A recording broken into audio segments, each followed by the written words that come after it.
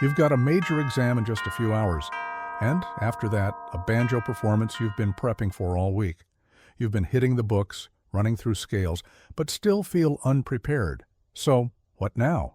You could pour another cup of coffee and push through until morning. Or you could do the unthinkable, shut the laptop, put down the instrument, and go to bed. Crazy? Not really. We often treat sleep like an optional luxury, something we squeeze in after the important stuff. But in reality, it's one of the most vital things your body and brain need to function at their best. While you're asleep, your body isn't just resting, it's fine-tuning itself.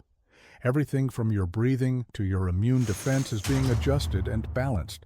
That might sound helpful, but not urgent. Like, maybe it can wait till after this test, right?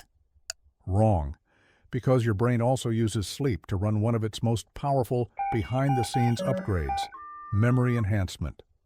When you drift off, your brain actually receives a surge in blood flow, about 20% of your body's circulation. This isn't passive recovery time, it's high-performance processing. It's during this window that your brain locks in the things you've been learning.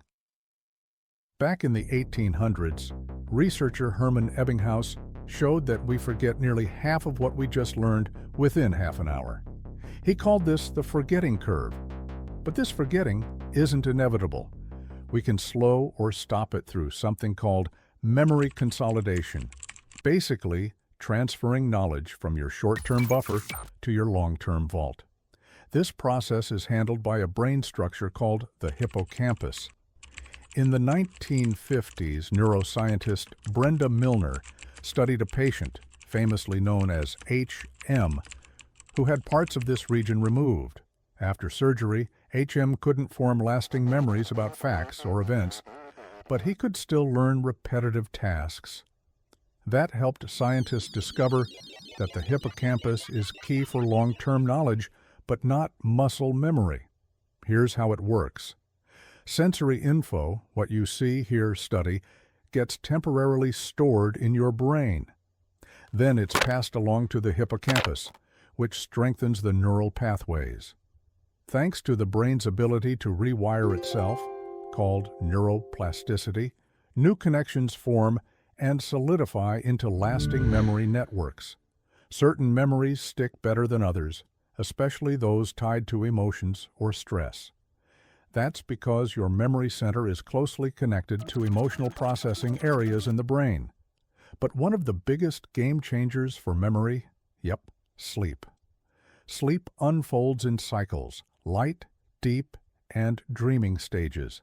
The deepest, like slow-wave sleep and REM, are when the magic happens. Brain scans show activity bouncing between the brainstem, cortex, thalamus, and hippocampus, like a relay race for locking in knowledge.